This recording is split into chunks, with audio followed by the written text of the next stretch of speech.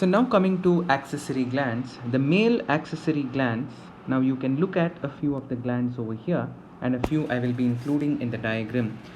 All of you first of all notice that you're looking at the sectional view of the male pelvis. So you're looking at it from the side, you're not able to see all the glands in this in the male reproductive system.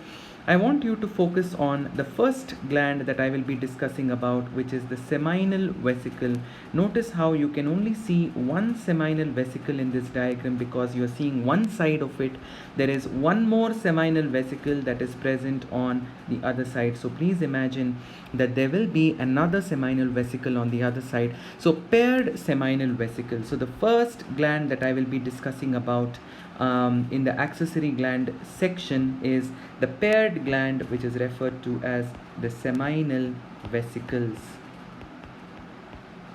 So notice that the seminal vesicles are very important. I'm repeating it again. It is paired or 2 in number and it is located behind the urinary bladder.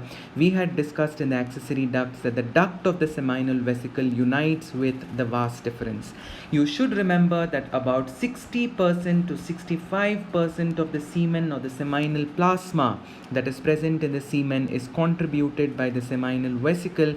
It is very important to note that the seminal vesicle produces a fluid, which is the seminal fluid, which accounts for 60%, like I said, and it contains a very important component that provides nourishment to the sperm, which is fructose. It also contains clotting factors like, for example, fibrinogen. The fibrinogen or the clotting factors that are present in the seminal fluid will help to bundle up the sperm together into a single mass within the semen. It also contains certain hormones, certain local hormones, which are referred to as the prostaglandins. The prostaglandins help the contractions of the muscles in the female reproductive tract, which aid in the movement of the semen once the semen has been introduced or inseminated into the female reproductive tract. So very important is the energy source for the sperm, which is fructose, which is contributed by the paired seminal vesicle. So this was the first accessory gland that I discussed with you. The second accessory gland is a single gland. See this triangular gland that is sitting below the urinary bladder, and this is referred to as the prostate gland. Remember, the prostate gland is unpaired, and this is the second accessory gland that you all have to remember.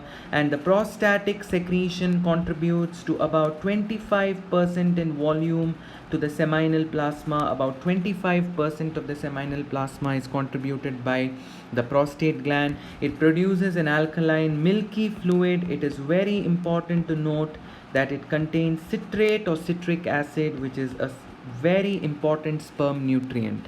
The sperm nutrient activates the sperm. So this is a very important point. The secretion of the prostate gland, which contains citric acid, it activates the sperm to swim more actively, as in it enhances the motility of the sperm, and therefore it is considered to be a sperm nutrient. If a person's prostate gland is removed or if it is non-functional, then the person becomes sterile. Of course, along with citrate, it also has certain other proteins, the same hormones, the local hormones that we discussed, which was there in the seminal plasma, is also present here.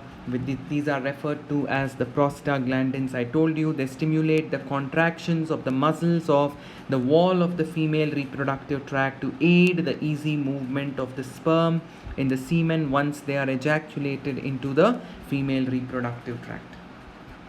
There are also a lot of enzymes which are present in the secretion of the prostate gland. So this was the second accessory gland that we discussed. What about the third accessory gland? The third accessory gland is also a paired gland. There are paired glands situated on the either sides of this part of the urethra. You know that this short segment of urethra which emerges out from the prostate is called the membranous urethra, and this paired gland, as you all are aware, are referred to as the bulbourethral glands,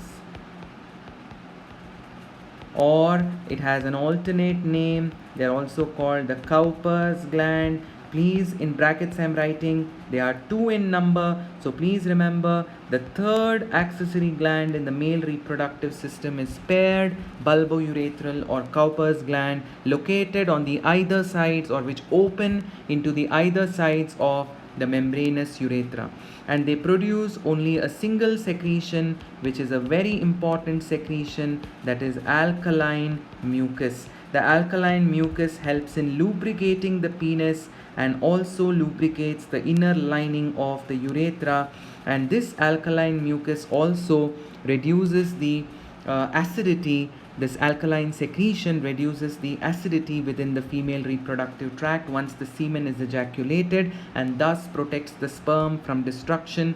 It is important to note that both the seminal fluid, that is secretion of the seminal vesicle, as well as the the secretion of the prostate gland, they are also alkaline in pH. So basically, it is to protect the sperm from destruction and to neutralize the acidity of the environment within the female reproductive tract.